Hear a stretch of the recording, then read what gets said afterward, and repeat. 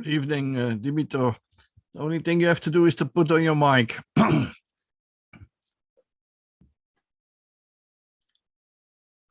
So it's on the...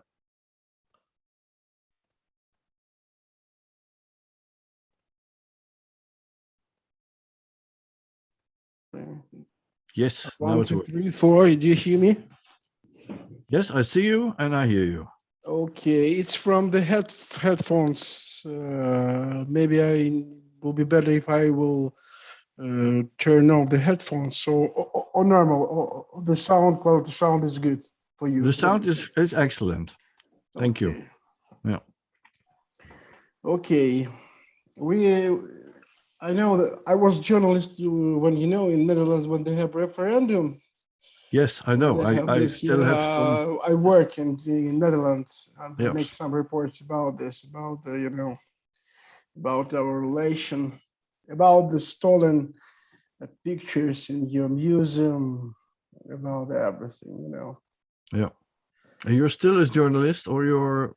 I'm still a journalist. Yeah, I work on TV channels, but also I work in World Bank Group in IFC. I'm media consultant. I'm consultant in issues of energy efficiency like this. I try to help people just from the, like they say, our foreign donors. I try to help them communicate with small Ukrainians, with, cold auditory, with mass Ukrainians. Yeah. Okay. So I'll tell something about humor. Yep. Yeah, like what you said. We're just waiting for Elena. You know Elena, by the way? No, I don't know her exactly. I know Elena Oranskaia. I make some interview with her when we make these reports about referendum, but I don't know. Well, I don't know. It's already a long time ago, the referendum. It seems a bit like another world. That's Elena. As I remember, you have more hairs during this time of referendum. Well, yes, I still have more hair. Okay. But I wear it a bit different. Great. You don't stay young forever, Dmytro. You're right. Very well remembered, by the way. Yeah. And for me, the most astonished thing is what I in this business trip to Netherlands when the referendum it was. I may also film some reports about the school, about education at school. And I remember how we filming at school and they have a time break or something like this. And they watching TV, as I understand, it's special TV for the school, special music for the school, about Ukrainian referendum. And I saw that they understand what happens. It was very interesting because they was 8-10 years and they understand what the situation with Ukraine. Yeah, it was very interesting for me. Elena, welcome. Hi. Can you put your mic on? Yeah, I did. Yeah. And how many people usually watch your? Well, it depends on the live stream. There are not many people who watch it, but afterwards that depends on 30, 40, and so we try to extend our area of watchers, and do our best for that. So don't expect that you will watch for 1,000 times or more. If you do something very spectacular, maybe there is a chance. But most of the time it's this. And when we started this, Don't Give Up Ukraine was basically started when the war started. It was not our intention, but there was already a lot of things going on what were very threatening. And then we decided, what can we do? I'm a philosopher, and I'm doing this with Osabila from UKU at Lviv, and she's also a philosopher. And I have a friend from the university where I studied. He's also a philosopher. So, and we discovered very fast that there was a lot of going on in humanitarian aid and so on. I think, what should philosophers do? Well, create something that we can, in the midst of all these troubles, try to think a bit. And that's what we're now doing. We Don't Give Up Ukraine. And we succeeded to doing that now every week. So and with a lot of interesting guests like you. So and we promised to go on. I don't know what to make of this promise, but we promised to go on until the war ended. But I have to change that a bit till Ukraine won. So to say. Yeah, I hope so. I hope so. You, the both of you know each other? No, eh? We don't. No. We don't. We No. don't meet. No. Maybe you can so we're gonna cut this, eh? So from the edited version. So, but maybe you have the opportunity to introduce yourself to each other. So and then I will say something. Elena, can you say something about yourself? Yes. So let's start. Okay, I studied philology at Taras Shevchenko University very long time ago. And I studied Slavistics. So my first language was Serbo-Croatian, and the second was Polish. But the basis was Ukrainian. So I studied in the same group with Ivan Malkovich. Maybe you know him because he became a great publisher. He did much better than me. Well, I'm not complaining. It's just that he became famous and me not. And then I worked as an interpreter in a travel agency. And well, because I wanted to use my languages, but actually it was it has a beautiful name, guide interpreter. But basically it was a propagandist. And I was trained by KGB to make a propaganda. Interesting career. Yeah, and then then finally somehow I switched to English, and that's how I met my husband. And in 1993 I came to the Netherlands. So I live in Eindhoven, at one place, since 1983. And at first I worked as a translator and an interpreter. And then when the children became a little bit more self-supporting, I started to do projects in art and culture. And since 2014, I thought, well, I need to do something for Ukraine after Maidan, or the second Maidan. And I started to promote Ukrainian design, and I do exhibitions of Ukrainian design in the Netherlands, but we also went to Milan, so it's going quite good. And Ukrainian design is really now, that was my dream. And was my plan to make Ukrainian design an issue, that everybody knows there is design and it's Ukrainian design, and it has some features which are characteristical only for Ukrainian design. And I said I think I can say now that Ukrainian design is now everywhere, so I'm very happy with this. And I'm busy with the next project by Dutch Design Week. Yeah, well, maybe because I live in Eindhoven, Dutch Design Week is of course the event of the city. So yeah. So okay, thank you. And before we start, Dmytro, misschien maybe a few words of yourself to us, Elena and.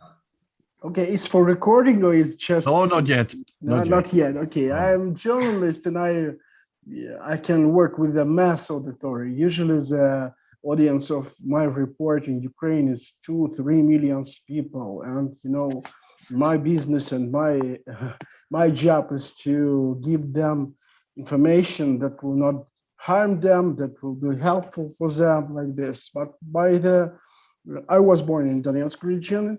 From the Donetsk, my native town Gorlivka was occupied 8 years ago when the war begins.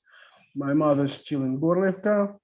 I studied in philologic, but in Russian university, in Rostov-on-Don University, and I will tell you why during my speech, because it links with the Ukrainian and Russian literature, how they give me the understanding of Ukrainian and Russian literature. It's a school, because my teacher of Ukrainian literature did their best to show me that Ukrainian literature is something very not interesting, very boring, and something about the peasants, something about the harvest, farmer, at all. And Ukrainian teacher of Yeah, Ukrainian? my Ukrainian teacher, because she don't love Ukrainian literature. She thought that it's something local, not interesting, and she gave me this understanding at school, only at school. And I choose the Russian literature and studying Russian literature because, they have so great authors. They have Gogol, Bulgakov. I don't understand that they are Ukrainians in this moment, and they only the stealing authors. But in Russia, as I said, I graduated from Rostov-on-Don University, and the 5-year university was enough for me to understand what happens and what is the situation in culture, in literature. And my, my final research was about Taras Shevchenko, and half of my research was on Ukrainian languages, and they cannot give me the bad mark because I can tell that you give me bad mark because you're a chauvinist, No, they're afraid of this. And they, frankly speaking, they were very, happy that Ukrainian kid, the clever Ukrainian guy studying here. Yeah, it was because they do it for 300 years. They just steal all the best from Ukrainian thoughts, yeah, like this. And then, as I said, I'm a journalist. I'm a journalist on TV. I worked in Donetsk, in Kharkiv. Last 15 years, I worked in Kyiv in STB channel. It's all nation Ukrainian TV channel. And I was in Netherlands when the referendum about the station with Ukraine was, and we met with the root, with a lot of great people. Yeah, and now I'm in Bratislava because I have 3 kids. Now Kyiv not the best place for the kids. As for me, frankly speaking, I wanted to be in Kyiv, not only in Kyiv, somewhere near the front, because I know what is front. Because 8 years ago, when the war started, I was in prison in Donetsk. They make some tortures me, broke my legs like this. So I understand what is it. Oh, heavy. In isolation? It was 8 years ago when the war began. Yeah, was it in isolation? 2015. Was it in the prison isolation? Isolation? No, it was not isolation. They have no isolation now in this time. At the beginning of war, they took everybody to the old SBU, this special, and they use SBU. They don't take isolation. It was only 2 or 3 days, Then they understand that I'm not a spy, but they broke my legs and say, "Guy, we are friends. Let's drink something because you have birthday today," or something like this. Yeah, it's Russian, They every time they do one way, they do some very bad, and they settle. Why you disturb? Everything is good. We are friends. Let's go and drink something. Yeah, nice friends. Yeah, okay, thank also, you. Just for the moment. So a word about myself. So I'm Margarita. I'm from the Netherlands, of course, and philosopher, and I'm a regular visitor for Ukraine for about 15 years, and our subject was always anti-corruption and integrity of government. So we worked a lot in Lviv and Chernivtsi, Kiev, and then became, I think, heavily involved also in let's say the Maidan and the democratization movement and independence of Ukraine. So I always say that Ukraine has become in the course of the years my second fatherland. So it feels that way. So and then now we are in the war, and that's sort of terrible. So I as we speak, one of my friends stays with me in Alkmaar, where I live, with her little daughter, and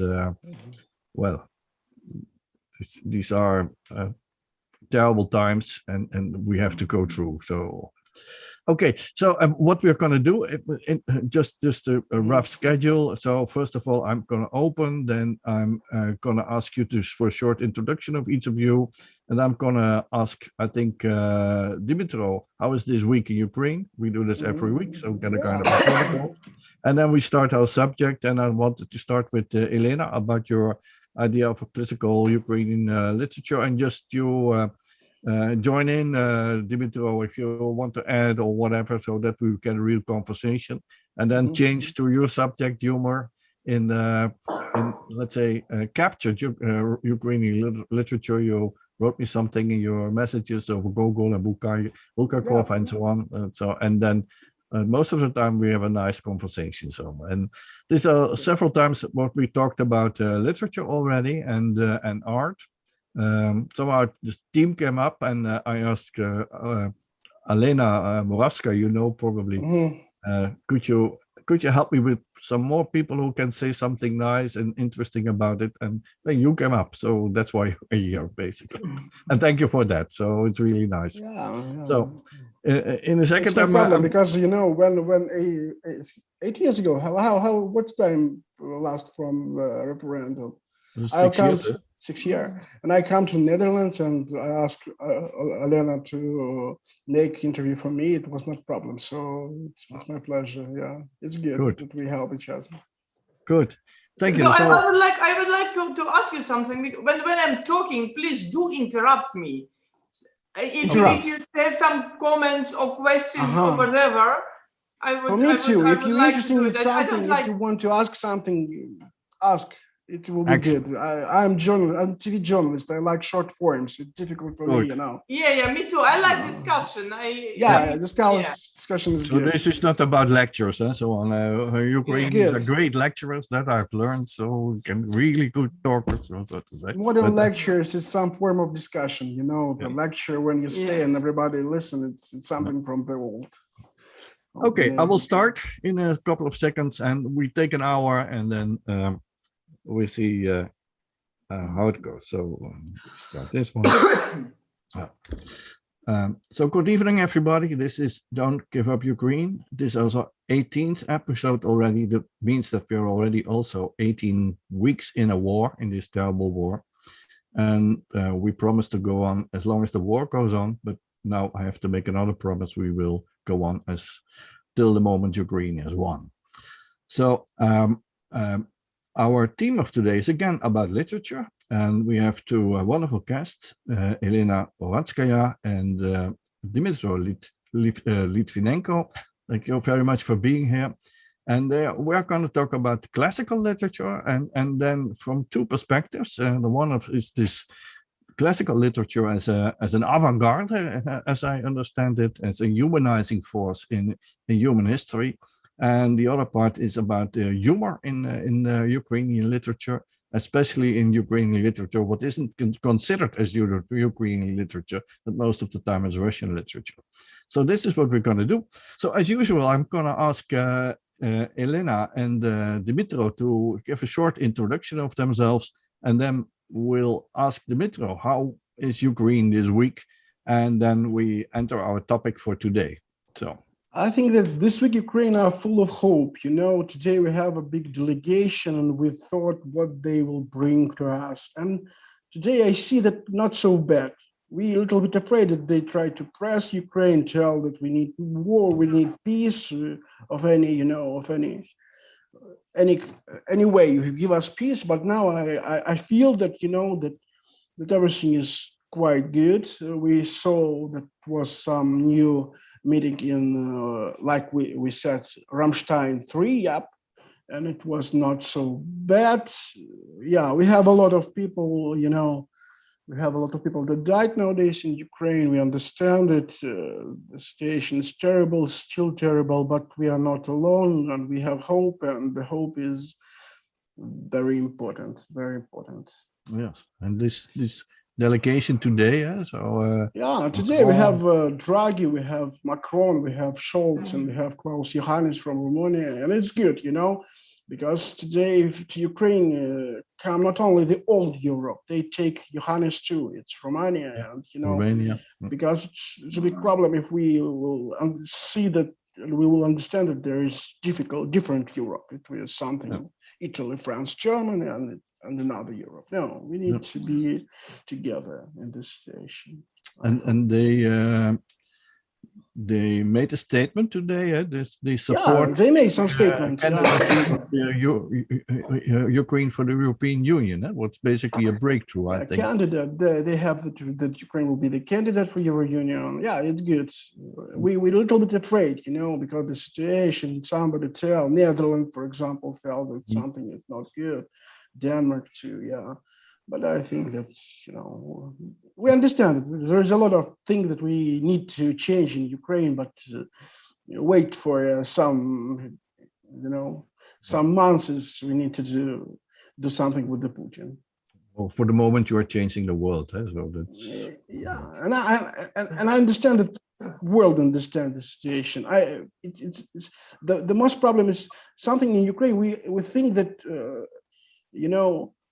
people from the old Europe, they love the croissant, they love the comfort, and they don't understand what happened. They don't understand what Russia is, what Ukrainian is. They have full of illusion. And now I think that, these guys in Ukraine nowadays are quite adequate.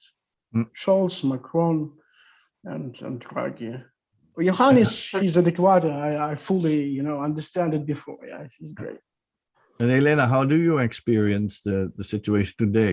You are living in the Netherlands, of course. It's a different perspective, but do you agree with? Yeah, well, but it makes it sometimes it makes it even more difficult because I am Ukrainian. I feel Ukrainian. I always felt Ukrainian, but I'm also Dutch. I have Dutch nationality. I have Dutch passport. I vote, and sometimes I feel like shame. I feel angry in my own, because I vote here in the Netherlands, and so I feel angry in my own at my own government. I feel angry at Europeans who choose not to support Ukraine, not to save people's life, and that makes me very angry. That's because I think this is a humanitarian crisis. People are dying, not because they cannot be saved. They can be saved, but the West chooses not to. And at the same time, I'm angry about because they're so afraid of Putin. They are so afraid of nuclear war. But the problem is that they actually provoke nuclear war, because Putin will only, well, if he wants to start nuclear war, he will start it anyway. But he will only start it not if he's pushed back. He will start it if he's winning, but doesn't have enough power to win completely. Then he will start. And what the West is doing, the West is helping him to create a situation when he is winning, but not completely. So the West is creating situation to force him or to give him the opportunity to use a nuclear power. So for me, it's it's very depressing. It's very depressing. Frustrating and feeling. But I'm happy, at least, because everybody was afraid, I think, in Ukraine that they will push the Draghi, Macron, and Scholz will push Ukraine to negotiate with Putin. But I don't know exactly what happened, but so far it seems that they didn't do it. So I'm happy with that. Yeah, and even also they made the statement, and Macron made the statement, because he was a bit like not humiliating Putin, was a bit exactly. Well, thank you very much, but now he was really making a statement that, and I love France, and that it means the integrity of Ukraine means the integrity of Ukraine as before 2040. That's important. Okay, we're already in the midst of a kind of a discussion, but first, before we start on literature, please introduce yourself a bit, Elena.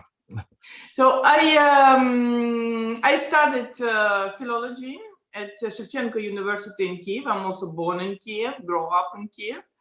And then I worked, I studied Slavistics. My first language was Serbo-Croatian and the second Polish. And then I worked as an interpreter for 10 years. And then I moved to the Netherlands.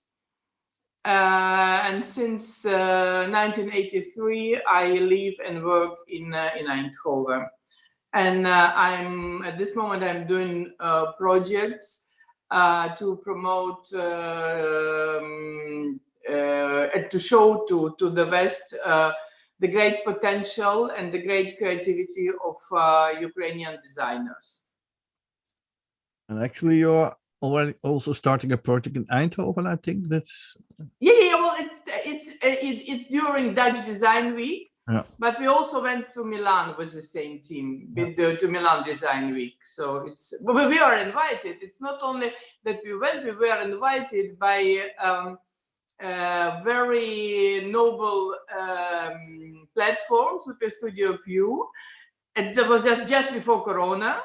Mm-hmm. And we were invited, and we get a very good location. And it was a really success. Everybody in Milan was talking about Ukrainian design as a such. So it was, interesting. It was good. Yeah. Dmytro, could you share a few words of yourself with us? Yeah, I'm a journalist. First of all, I graduated from Rostov-on-Don University, Russia. I was, a person that Russia tried to steal me too, because it was. I will tell you how it will be. I studied Russian literature, but I studied 5 years, and it was enough to understand for me that the mostly part of this literature that were interesting for me was stolen, and it was Ukrainian, and it was very funny. And I make the final research about Taras Shevchenko. As I said, I'm a TV journalist, and I'm a TV journalist during the last 25 years. My main topic, and last 10 years, it's only my topic, is reforms, is behavioral changes, is changing mentality from the Soviet paternalistic society to the society of, of the people who understand what is it, what they have not only the right but duty to the they have some responsibility. I love homeowner association and reports about this, how people can gather together and do something good, not be alone, and how can they change something in their cities, infrastructure and urban development, sustainable development of urban. It's my main topic,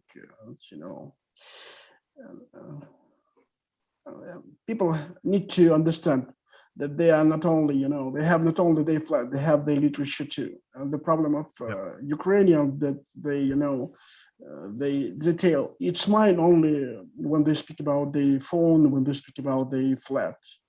About the literature, they usually, some years ago, they don't speak, it's my literature, it's my music. Now they begin to do it, and it's good. And Russia cannot steal it. Good, thank you. So let's go to our subject for today. So why we found Ukrainian literature so important and interesting, that it's so closely connected to becoming Ukrainian as a nation. So the development of Ukrainian, the emancipation of the language, and becoming a nation is so much connected to Ukrainian literature. That's why we started a couple of weeks ago with inviting guests who could say something about it. So we had Irina Staravoyt, one of the contemporary poets in Ukraine, who had a wonderful contribution. We had Elena Oranskaia and Tobias Walls, who is a very prominent translator of Ukrainian literature in the Netherlands. He just translated the biography of Zelensky, but I think even much more important, in the next month, one of the novels of Serge Jardin will appear in the Netherlands, will be published, The Internet. So what I consider as a really, really great novel. So, and that's why we wanted continue to talk about this. So, and what's so special about Ukrainian literature, about Ukrainian literature as decolonizing literature, so to say, that kind of things. And now we are again with classical literature. And Elena, you shared with us, with me, the idea that you wanted to say something about this classical Ukrainian literature. So before we start about this, could you say what you consider as classical Ukrainian literature?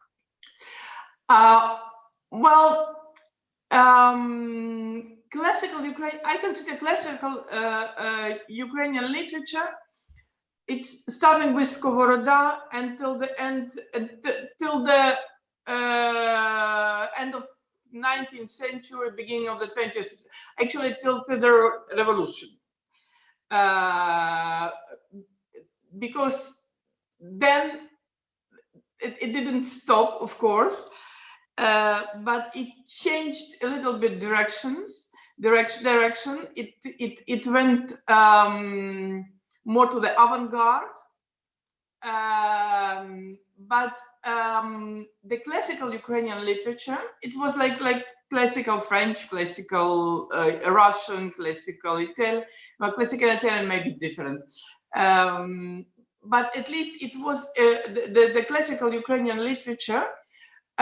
It was formed during the period of nation romanticism, and and it has all the same features, but it also does have some characteristics where you hardly find in other literatures. Yeah. So, and if you say something about it, Dmytro, what you say?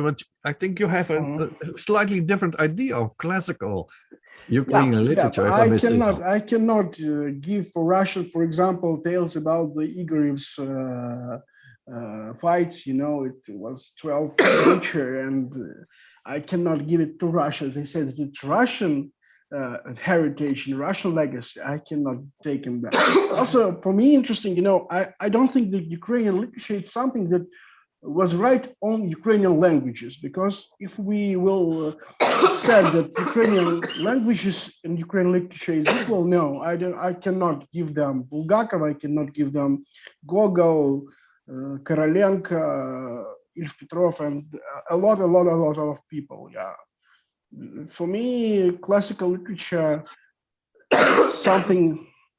No, I cannot say that tells about the Igor, about this from the Middle Age. It's a classical literature. Yeah, it's roots, but roots is very important. Classical, maybe from Skovoroda. Yeah, from Skovoroda, great. But I cannot. I don't agree that we need to, you know, say that the revolution and Ukrainian classical literature stopped. For me. No, it's not stopped. I didn't say it stopped. I said it changed the direction. I didn't say it stopped. Changed direction. I don't think that it changed direction. It was something, you know, we was under Russian Empire, but then Russian Empire changed their name. So yeah, it went free. It went free, yeah. but for the after. And for you, for example, for you, Ilf Petrov, 20 Chairs. It's a classical Ukrainian literature or not? No. It's so not let's think a bit of our audience. I don't believe let's think a bit of our audience, because they have not probably the slightest idea what we mean by classical Ukrainian literature. So, and maybe you can introduce us a bit, Elena, in a kind of examples, what you see. As examples of classical, maybe the word classical is a bit misleading. Yeah, maybe. Yeah. Yeah. Maybe but I mean, with classical, what you learn at school as a start period of Ukrainian forming of Ukrainian literature, and mostly they start with. We start with Eneida, the translation of Eneida, which is actually better than the original. But I would like to start with Skovoroda, because I think, to my opinion, the Skovoroda really gave a direction to the next century, because so where did he live, Skovoroda? Skovoroda, he lived he lived near Kharkiv. Yes, but what time? And maybe I don't know if you read in the news. I don't remember when. I think it was a month ago. Have you read it? Yes. They bombed his house, and a lot of people say, well, especially Russians, they say this is war of Putin. We educated people, we are not guilty of this war. But somebody who gave order to shelter the house where Skovoroda lived is very educated person, and they have chosen this place very carefully. And the bombing of the house of Skovoroda was meant to destroy the spirit of Ukrainian and to destroy the idea of Ukrainian literature. So that's how bad it is. So introduce Skov. I think we should locate them at the beginning of 18th century, end of 19th century. End of 18th century. Middle of 18th century. Yeah. And he was a philosopher, and he was one of the philosophers who not only wrote good things, but he actually followed his thoughts. He lived in the balance with nature. He tried to teach that a human needs to find its place within the nature, not to be above the nature, not to control the nature, but to be inside the nature. He said, for example, the general law of the microcosm, nature, are repeated in the microcosm, in a human being. So that's how he saw the world, and I think this thought we see in the literature of the 19th century, Ukrainian literature of the 19th century, which is well, I would like. I won't go in details because I'm not a professor of Ukrainian literature, but in every Ukrainian work, either it is Franco or Kotyubinsky or Shevchenko or Lesya Ukraïnka, the nature plays very important part, not only as a decor, as a decoration, but as a protagonist. And and I think the idea of human being not controlling the nature, but living with respect to the nature.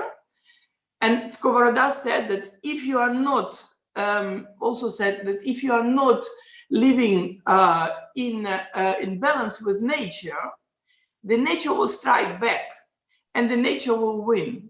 And that's what we are seeing now. We use nature, we use nature without thinking, do we make a really bad thing? We just use it because we thought it's comfortable. And now we see all those problems with environment, the water problems and the CO2 issues. We see that it's happening now. And that's what Skovoroda was telling us already 2 centuries ago, even more than 2 centuries ago. So that's why I think, and in Ukrainian literature, it was always like respect nature, live with nature. And for example, the Kedasheva Semya, they have a symbol of that pear tree. And when people are fighting, the pear tree doesn't give pears. Mm. But when they stop fighting, when they start love each other, the pears, they give fruits. So the nature, that's a symbolic way to say that the nature reflects your emotions, your thoughts, good thoughts, but also as bad thoughts. Mm. And I think the most powerful metaphor and the most interesting is from Lesya Ukraïnka, from the Forest Song. That was, by the way, our last exhibition. It also it was named in English "Affair with Earth," but in Ukrainian we get the name the Forest Song because it was actually in the spirit of Lesya Ukraïnka. And they have that oak tree, which was like a symbol of staying, of force, of life. And when somebody just cut it, that brought bad luck too. Mm. So this is somehow in every, also in Shevchenko, you see a lot of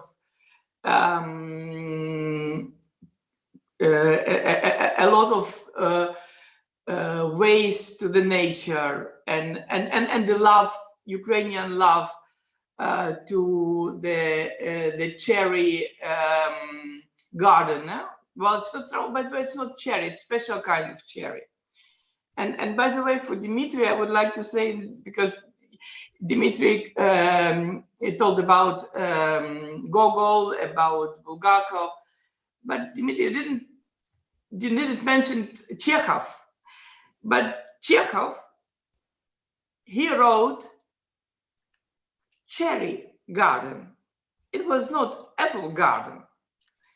And can you name other Russian either poet or writer who wrote something about cherry garden? I can't remember anyone. But in Ukrainian literature, everybody, every poet, every writer, everybody wrote something about cherry garden.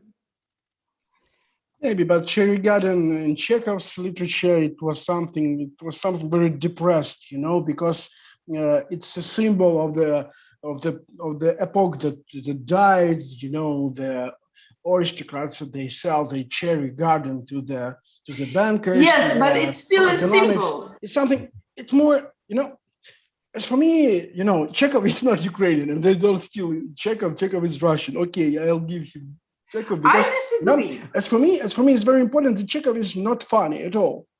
It's very difficult to find something funny in Chekhov's. If you write Russian literature and you find some really funny things, you need to understand that it's probably Ukrainian. Zoshenko, Zhvanetsky, and also I will tell about it. Shevchenko is not funny too. Sometimes it's funny. I know something. Yeah, it's a problem. But Ukrainian literature is not only Shevchenko. It's not only Shevchenko. No, not only Shevchenko. But he's not so funny. But why I think Franco have some very funny things, like Lis Mikita. He has some funny things. Yeah. But why I think that Chekhov belongs to Ukrainian literature, because Russian literature, the classical Russian literature, so I mean 19th century, it's about big events, big emotions. Yeah. We have the third, if you speak about Russian literature, they have the very interesting epoch. It's called the last third of the 19th century. It's Dostoevsky, Tolstoy, Chekhov, Korolenko. Chekhov, Korolenko is Ukrainian, fully Ukrainian. No Russian blood, no Russian ideas, Ukrainian. Chekhov, not so, maybe, you know. Well, I don't Chekhov find him connection, but maybe, you know, maybe he is by the some, you know, but some influence, but some impact of this guy, because yeah, it was. Well, I wouldn't say he is completely Ukrainian, but It's interesting. Paustovsky, that was great with the nature. He's Ukrainian too. He's from Odessa. Paustovsky, he's one of the, you know, the best writers about the nature, about, you know, about the forest. He's Ukrainian. Yeah, he's Ukrainian. But why? So, if I may interrupt for a moment. So this is a bit like what's Ukrainian, what not. So, and I think you have two interesting criteria. First of all, is one of nature and a special relationship with nature. That's what you say about Skovoroda. And it's interesting. Pushkin has very great piece about nature. The great things about nature Pushkin has in Yevgeny Onegin, for example. If I understand, Elena, that it's not so much about nature in itself. What's, I think, a general subject in poetry and so on, but more or less also in the Netherlands, by the way, but more or less what the relationship of the individual to. Yes. And if I understand Skovoroda, that he was the first humanist, Ukrainian humanist. So as I understand him, and I've read him a bit, and that's of course special, because in classical humanist theory, it's not nature who is basically at the center; it's the individual human being who is in the center of humanism, so to say. That I see as something special what you're mentioning about Skovoroda. Yeah, exactly. That's not that's not humanistic. That's human as a part of nature. Not the human is a center of nature. No, the human is as a part of ecosystem, and it has to respect ecosystem, because otherwise he provokes the human provokes nature to strike back, to punish him. And every time, also in Shevchenko's work, that if you do something bad to the nature or to other human beings, you will get punished. You will get punished by nature, either by God through the nature or by nature itself. And this equilibrium, this is, I think, as I see it, is unique for Ukrainian literature. Yeah. So do you have any explanation or thoughts about this? Where this comes from? If you see this as, let's say, special and unique Ukrainian source of Ukrainian literature, to say. I think because Ukrainians, they always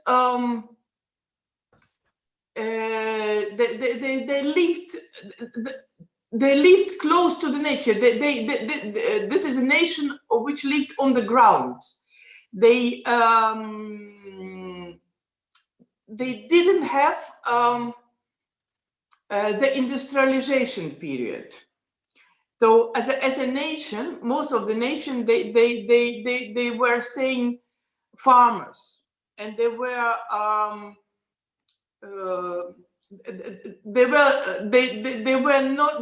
farmers, free farmers, until they get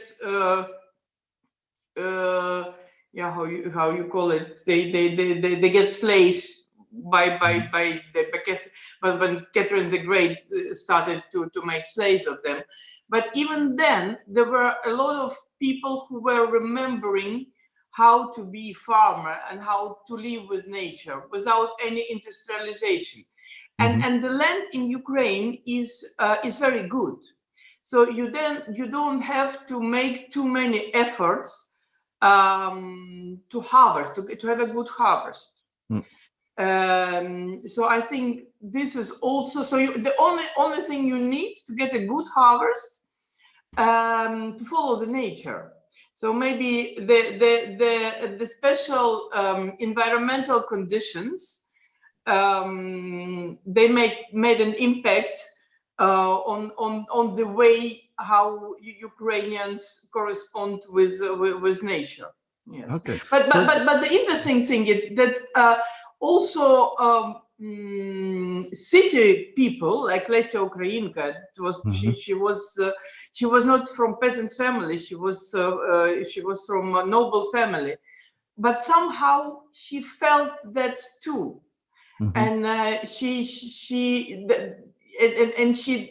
wrote it in her own. Dmytro, if you told me about your education at Rostov at Don, and you had a Ukrainian professor who basically said something like Ukrainian literature is a kind of backward pre-modern literature because it is a peasant. It was at school. It was at school. It's something that they tell me, you know. But my question is, wasn't he actually right? If you listen to Elena. You know, they make this destination vector for my story, because I remember my 5th or 8th class, and we studied Ukrainian literature and Russian literature together, different languages, different subjects, and Russian literature was much more interesting in this period. They bring me in Ukrainian literature something about harvesting, about farmers, about the struggle, how the severe life of farmers, and and they don't give me something that can be interesting for the boy who are 15 years old. No words.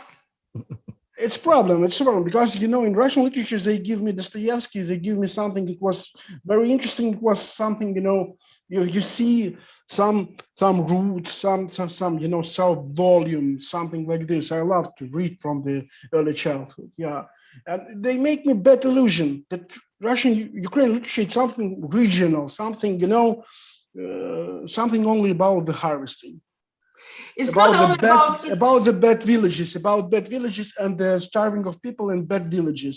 And it was, they say me that Gogol, that don't write about the starving people in villages. Yeah, that he's a Russian.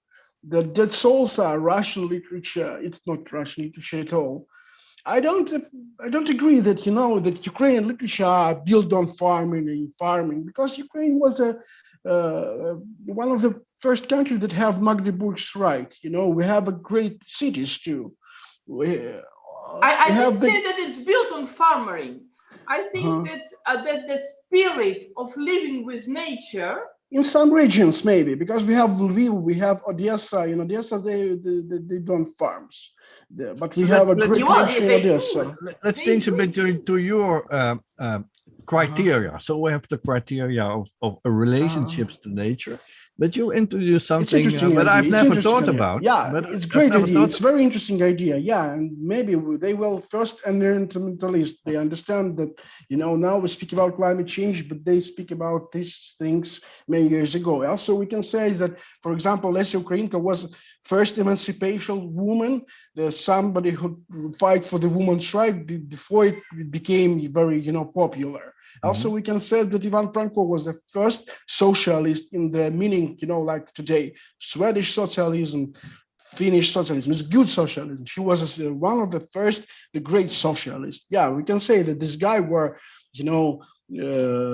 from the future, and it's good. It's a good idea for me, not only about the harvesting, but about some ideas, that universal ideas.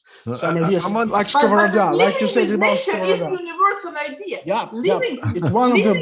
So if you let me, my dear friends, I want to change a bit to the criteria. But it's problem, it's problem that in school. It's cool. They said that all Ukrainian literature is about farming. No. It's not about farming. Yeah. It's not about farming at all. The Ukrainian literature is about subtle relationship with the nature. So let me break in. So you are hard to control. So I want to go to Dmytro, because he says, if I put it in a very short sentence, to recognize Ukrainian nature, it's humor. Yeah, That's what you say. And that's also a very interesting thing. Probably, I don't know if it counts for all literature, but you make a very interesting statement that you say, well, when I read Gogol or when I read Bulgakov, then I read something different, and they are Ukrainian because of the humor in their literature. Yeah. And then you said something, you wrote something in there, and you said, yeah, because of why Okay, humor is important, because for humor, you have to feel free. And Ukraine is a free country. So could you elaborate on that? Yeah, it's a big difference between Russia and Ukraine. You know, we have Mongol Tatar invasion, but in Russia it was 300 years in the territories that nowadays are Russia. In Ukraine, not so. In Ukraine, the most territory, Kiev was, not by the ego. We have no slavery. We have no right to, like in Russia.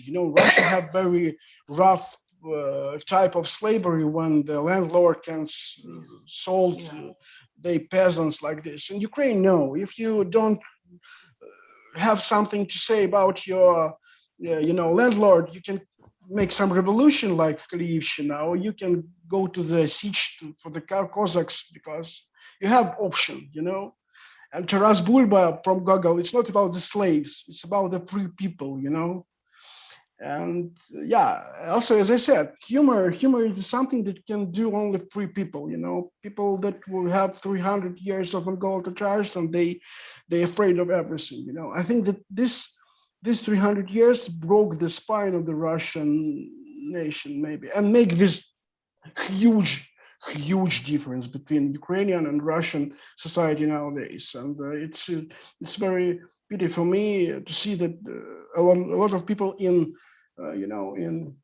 Europe don't understand this difference. Now they begin to understand it. Yeah, now they begin to understand. Yeah. Also, Russian.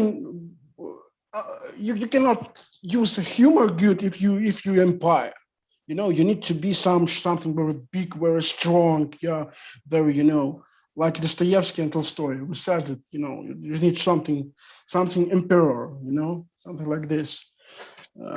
And I feel nowadays that we have problems in Germany and France, in Italy. They said that we cannot disturb Russian. We need to understand them. They have so great culture, for example. Yeah, everybody said to you that we need to respect Russia. They have so great culture. They have Tchaikovsky, who is Ukrainian, and I don't understand how they connect him with Russia because he has no house in Russia. He lived in the USA, and when he came to Russian Empire, and he wrote this one lake in Ukrainian Cherkasky region, it's called Tomashivka, and Kamenka.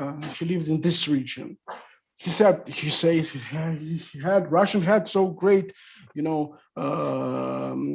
artist, Malevich. Some days ago, I was in Albertina, in Vienna, and I saw the Russian avant-garde. Russian avant-garde, yeah. It's Kazimir Malevich. He's Ukrainian, totally Ukrainian, from Kiev, and he lived in Kharkiv region, yeah. And also, who was in this? Malevich was something from Vitebsk. From Vitebsk is a great author. Tell me, help me. From Vitebsk, another Russian avant-garde. They say. Chagall, yeah, Mark Chagall. He says he's Russian avant-garde. I don't know why he's Russian avant-garde. Yeah, Tatlin is also Russian avant-garde. But when you see Tatlin with Bandura, and then they even don't know what is Bandura, the Russians. They killed a lot of Bolshevikists, and they said that they are Russian. Yeah, they just But if I may come back to the humor, can you give me some examples about the humor? So you write Gogol. You write Gogol. Dikanka, Evening in Dikanka. It's very great. It's very great. You write.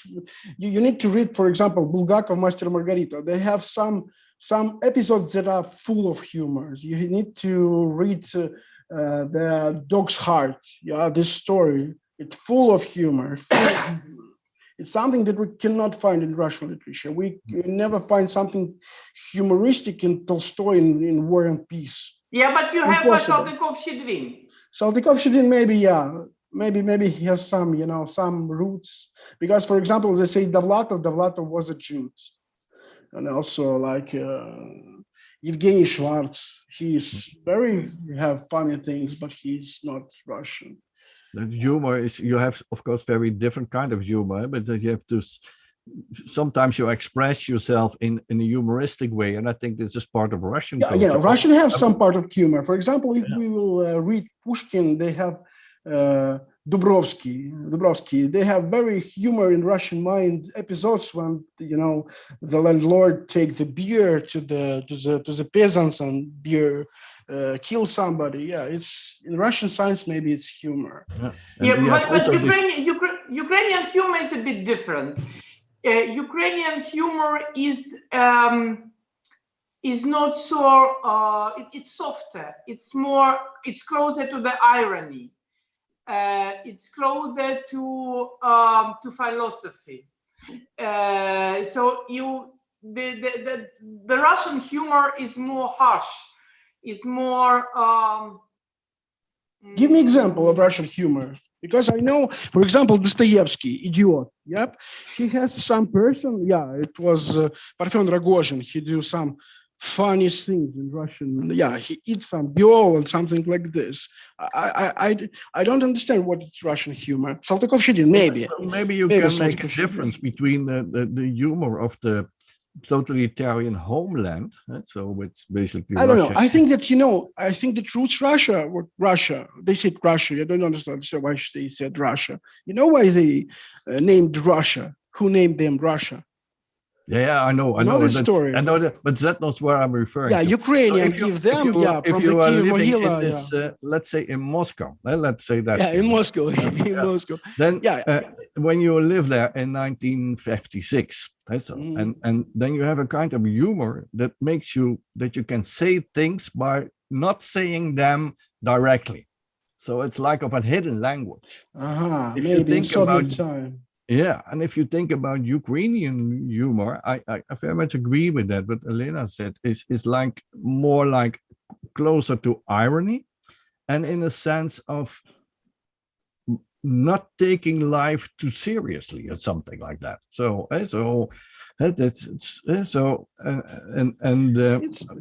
But of course, it's like a kind of. It's very wide, It's not so the humor, just for a laugh.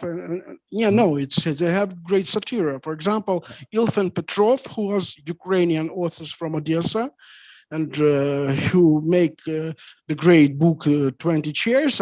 If you don't read it, I hope that it will be the best book for you. 20 Chairs, Ilfen Petrov. Yeah. And it's not anecdote. It's something very deep. It's something, something that using humor, they give a very deep picture of the society. Yeah. Also, Elena don't said about the Kotlяревsky either a little bit. She don't, as I said, this is very you don't make it like a classicology. It's so Ukrainian. Yeah, it's very Ukrainian. Very funny. Yeah. It's very, and Ukrainian humor. It's like you remember Repin. They say that Repin is Russian author. No, it's Ukrainian. And the Cossacks from Repin. He was writing some words to the Turkic Sultan. It's very famous paint. Yeah, it's some, and they smiling to the all. They don't try to to hide their smiling. Mm-hmm. Ukrainian smiling was a fool, they're happy and they can show it. Russian always, There's a word what comes up when Elena talks about nature and you talk about humor, and especially the kind of humor you're relating to, that the word below these two is like equality. So to say, it's not a humor. You could say you have humor in a kind of hierarchical relationship, but you have also take the humor as being equals, so to say. So and that's a bit what I'm feeling about this. If you're afraid your Tsar, you cannot laugh from your Tsar if you're afraid him. Yeah, exactly. Ukrainians are something that from freedom, and Russia from afraiding. Every time you need to afraid somebody. Ruth, do you understand Ukrainian a little bit?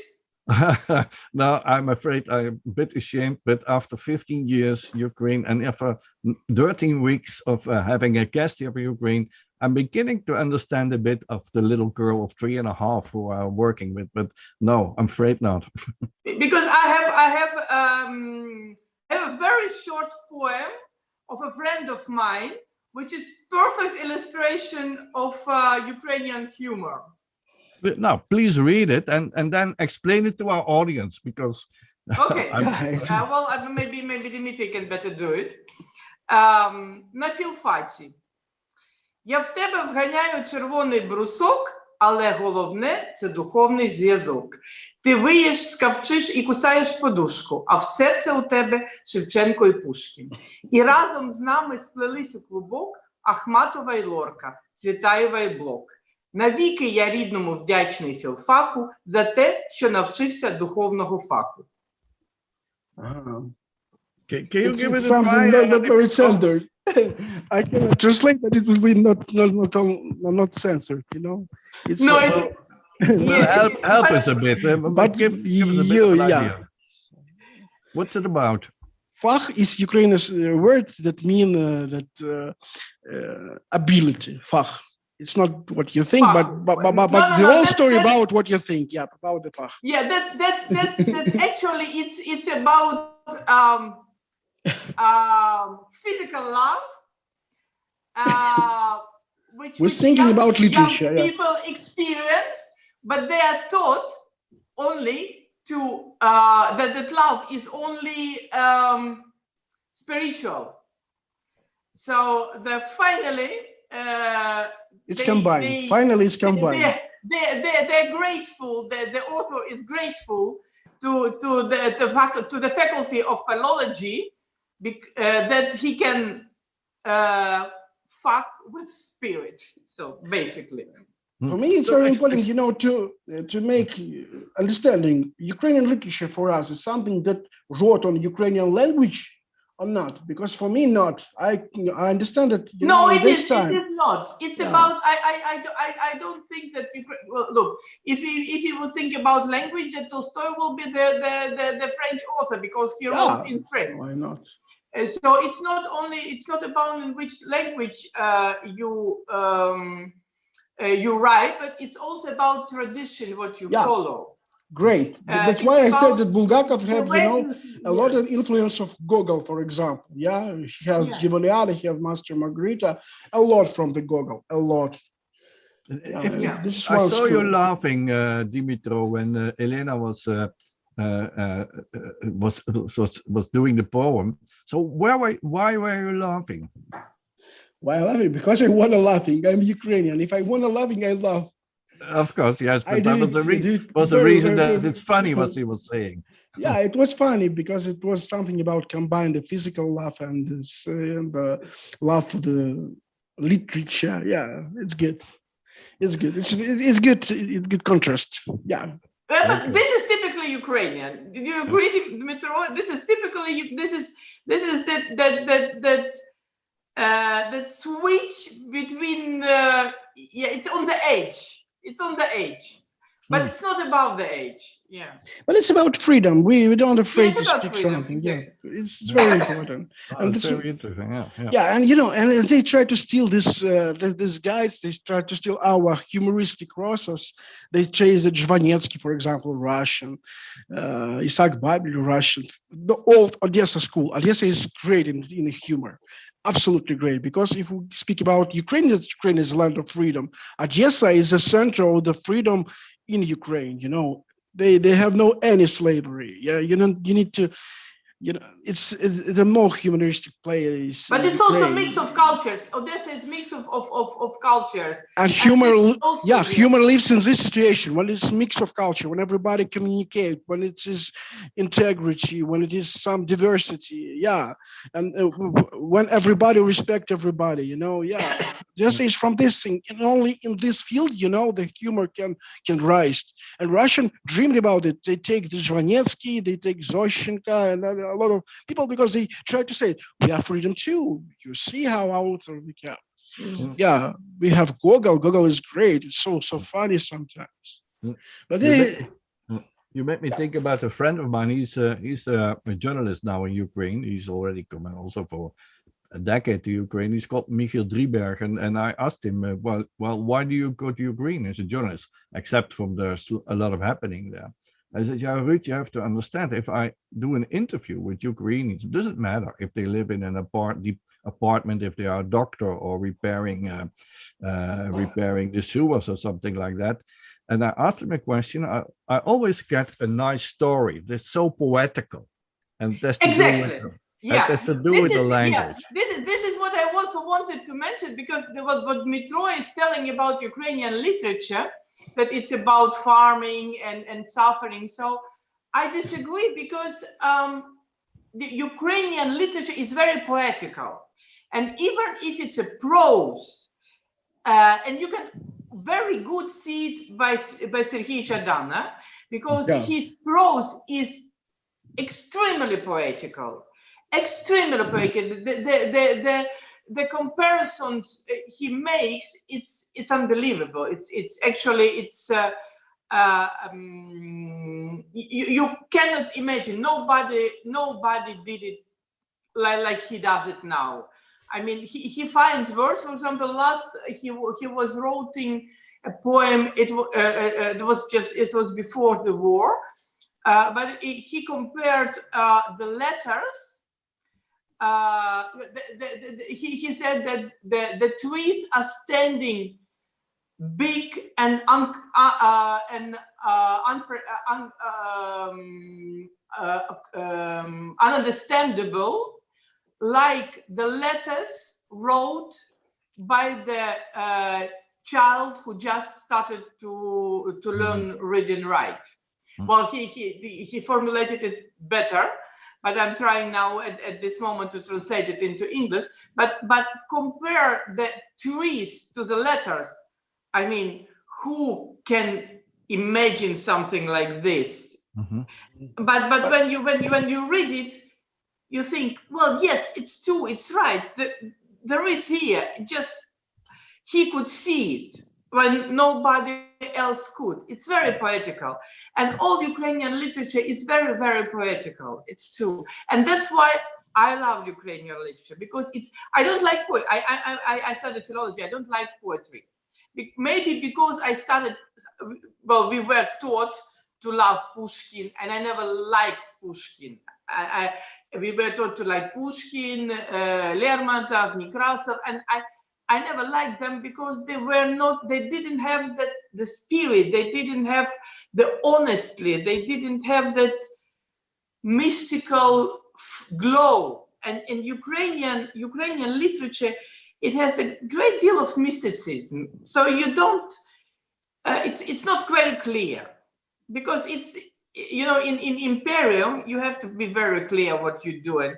But Ukraine was never an imperium, so it's a slight wave of mysticism which covers it, so it gives you a lot of space to think and to imagine. It's very. I just want to mention, one second, I just want to mention that I don't think that Ukrainian literature is about farming. I said that my teacher in school tried to give me this understanding, and he was, it's criminal things, because Ukrainian literature is not about the farming. It's about Gogol, about Bulgakov. He's not about farming too, Yeah, and I think that Pushkin and Lermontov are good. They're Russian, they are good, but the idea is you have your normal writers. Don't steal our writers. Yeah, we don't want your writers. We don't ever decide that Pushkin is Ukrainian. He lived in Odessa, he lived in Crimea, maybe. But we understand that he's a Russian. Take your Pushkin, don't take our authors. Yeah, you have your heritage, you have our heritage. The word farming is a bit unfair to Elena, because he referred to nature. And then I begin to think a bit like you were talking about and explaining the last things you said, Elena. That nature is for me a word with a very precise meaning, so to say. When I hear the word nature, I often think about nature in my garden, but also in nature in science and you want. What is the Ukrainian word for nature where you are referring to? How will you just say that? Well, this is what surrounds you. Yeah, but in Ukrainian. What? In Ukrainian. Природа. Yeah, it sounds much more. It sounds much more poetic than nature. Yeah, it is in a way. Yes, it is. Well, this is Ukrainians are a very poetical nation. They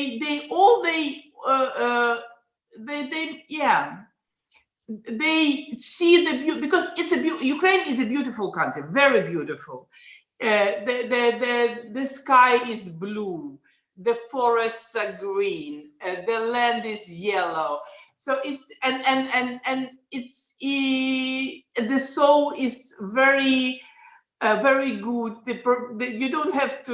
You don't need chemicals to produce good food, and therefore Ukrainian they are experienced to that beauty, and they love that beauty. That, for example, that cherry garden, but it's not cherry. It's a special kind of cherry. It's so cherry, and when they flower, it's a magic, and everybody. So well when Chekhov is writing about a cutting off the cherry garden, it's cutting off the magic, and so that's why it's a symbol. And that's why, and he chooses the Ukrainian. He doesn't choose the Russian symbol. Chekhov chooses the Ukrainian symbol, because the cherry tree and cherry garden in Ukrainian conscious and in Ukrainian literature has very significant point, because cherry gives you joy when it's flowering. Cherry gives you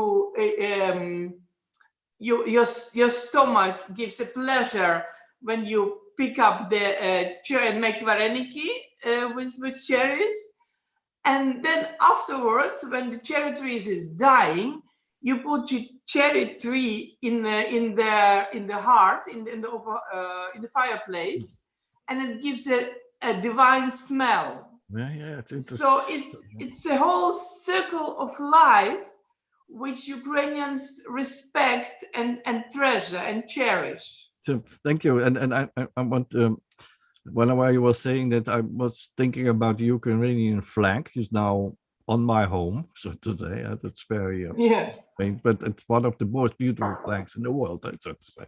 But I have a final question for you, because we are talking about classical literature, about humor, Ukrainian literature, about humor, about humanity, but it's for me something left out, what I'm already thinking of about also the examples you mentioned. Well, I'm a regular visitor of Lviv and of Galicia and of that part of Ukraine, and there are great writers there who I very much admire. Let's Bruno Schulz, Deborah Vogel, Joseph Roth.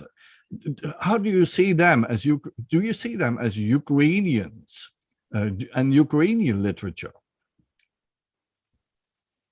They're more. Bruno Schulz, Deborah Vogel, she's from Lviv. She died in Lviv, 1942, was killed by the Germans. Bruno Schulz too. Joseph Roth, of course. Are they not Austrian? Well, they lived, of course, in the borderland, so to say, in the Krasny. So when they wrote, Ukraine, this part of Ukraine was Polish. So Stanislav Lem, to make one. So it was Stanislav Lem, yeah, but he's Polish. Stanislav Lem is Polish, but I also always see him also as I'm willing to see him not as Polish, but I'm willing to see him as someone who grew up in Lviv, who grew up with the Holocaust, and then after the war changed to Krakow. And Bruno Schulz, and it's also very special in his books. If one is poetic, it is Bruno Schulz, but not very humoristic, I would say. And the same is for Deborah Vogel. He makes the kind of montages and also very fascinating.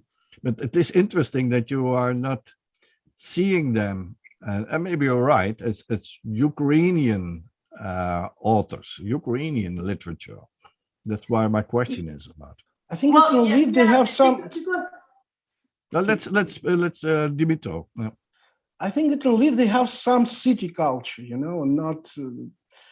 But you know that Ivan Franko is from the not from the eastern Ukraine, from the western Ukraine too, from this region, and he was not only, you know, he was from the city culture. In Lviv, they have a great literature culture. Like Bogdan Veselovsky, for example, he writes great songs, and now the modern Ukrainian compositors make a lot of songs for his poems. Yeah, they have some. We have Andruchovich from Lviv, absolutely Yeah, from Lviv. Yeah, it's a city culture. You know, I love city culture too. In Kharkiv, they have a lot of city culture. In Kharkiv, as you said, in Lviv, they have city culture. In Kharkiv, they have a great school of fantastic literature. Russians steal this literature too. They say that Olgy is Russian. They say that Maria Drychenko is Russian. And because they have a lot of universities, technical universities, you know, a lot of high-tech industry in Kharkiv, and they have good, fantastic literature. In Lviv, they have good city literature of the small cities. Mhm. In Odessa, Ukrainians, you know, as I said, nature everywhere. Okay, nature is very important. Nowadays, we understand that nature is not about the farming. Nature is about everything. Yeah, it's not only how to harvest something, you need something. Yeah, nature, I understand it. Nature is some harmony, it's some, you know, normal situation. Yeah. And also, as I said, we have Odessa, very humoristic. We have city Lviv. We have great, fantastic from Kharkiv. Yeah, we have diversity in Ukraine. You could say. Yeah, we do have, and we have cities, because, well, that's also a big difference between Russia and Ukraine. Russia is one city. This is Moscow. Well, they have also St. Petersburg, maybe Yekaterinburg. And for the whole Russia, that's where the whole life is concentrated, also cultural life. It's interesting that level of education in Ukraine was quite bigger than level of education in Russia, the average level of education. Yeah, it's not only literature, in music too, and in science too. But Ukraine also has a lot of cities, a lot of big cities, which are equal. You have Lviv, you have Odessa, you have Kharkiv, you have Dnipro, you have Kiev, you have Zaporozhye, and this is for relative. Well, it's a big country for Europe, but if you compare it with Russia, it's much smaller. But it has a lot of cities, and every city has its own characteristic, its own speciality. And it makes the country richer. It makes the country more interesting, I think. Yes. Thank you very much for that last thing. I think if you think about literature, you could also think about literature of a country with a lot of cities, so to say, will produce a very different genres and flavor of literature. Yeah. Yeah. Okay, we are almost finished. I want to thank you for this fascinating conversation, but it really became a conversation. And so what you asked happened, Elena, please interrupt me. Thank you. So I hope you enjoyed it. I think I did. in the midst of this horrible violence, I think it's still worthwhile thinking a bit of this, if this inheritance which we have, and we have to fight for, and to have to continue, and to make this kind of a resource for Ukraine in the future. So yeah, we have a strong roots, you know. In Ukraine, we have strong roots, and I fully understand that they cannot break Ukrainians. We are but they also, since we split up, did they make something new, something interesting on the cultural field? No, but we did. So we have Zhadan, we have Andrei Lyubka, we have Andruchovich. They listen to our music, you know, that in Russia, they listen to Ukrainian music. They have no normal Russian music. They fond of Ukrainian and Belarusian. Yeah, the main groups now, they have. Good. Like, they said they have some cinema. Thank you very much for being here. Thank you. Thank you very much. I enjoyed it very much, and we'll definitely see each other again somehow, somewhere, somewhen. Thank you very much. Okay. And thank you very much. Till next time. Bye. Bye. Bye. See you. Bye. See you. Bye.